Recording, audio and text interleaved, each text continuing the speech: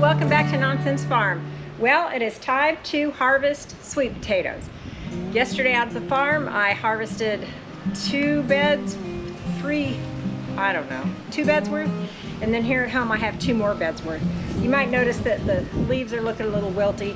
It's unseasonably warm and it's almost 90 degrees out here, and it's the heat of the day, so that's why it looks like that. There's nothing wrong with it. So hang with me and let's see what's under the soil. I mentioned on a prior video that I was going to go ahead and buy blackberry plants and go ahead and get them all installed before my surgery, which is 68 days from today.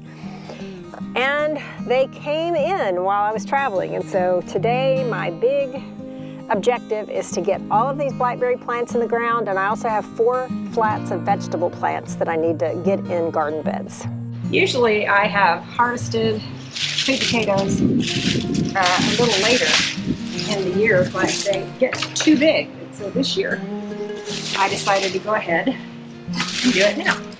So the first step is that I need to pull off all of this,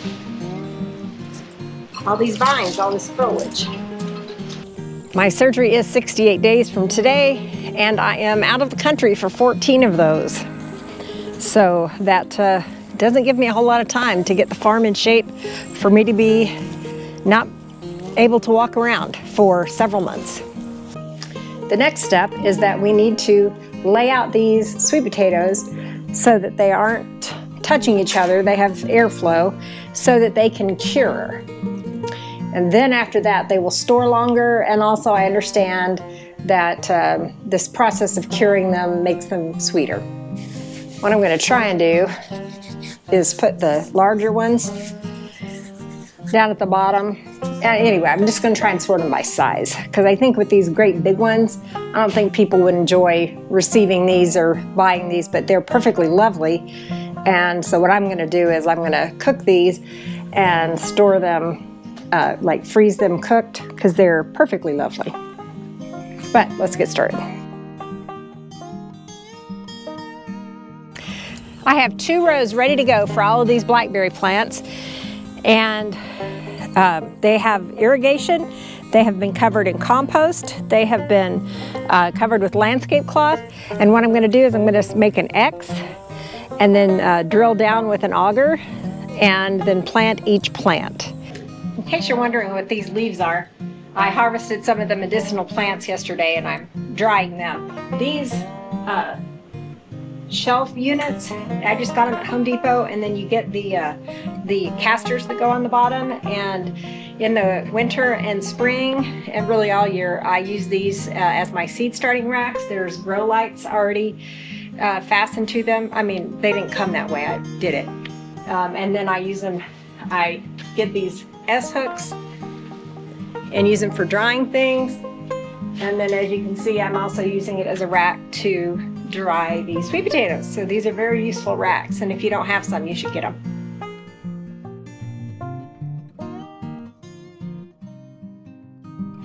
There we go. I have 30 new blackberry plants planted. There are some days that it feels like you take a giant leap forward, and that's what this feels like. All right, now I'm going to go water each of these plants in really good. Even though they're irrigated underneath, I want them to have a big infusion of water. And then I'm going to go start planting the vegetable plants. Overall, we had a pretty good harvest this year. I don't know how many pounds are here because I'm very bad at keeping track of stuff like that. But I'll let these cure for a couple of weeks, and I'll eat them in the meantime as I want some. But then after 2 weeks, then I'll give some to food pantries. I'll store some away for my own use this year. Sweet potatoes are pretty easy to grow. They grow real well here in Texas because they're a tropical plant, and they're real pretty in your garden. So next year, if you ever thought about growing sweet potatoes, you should do it.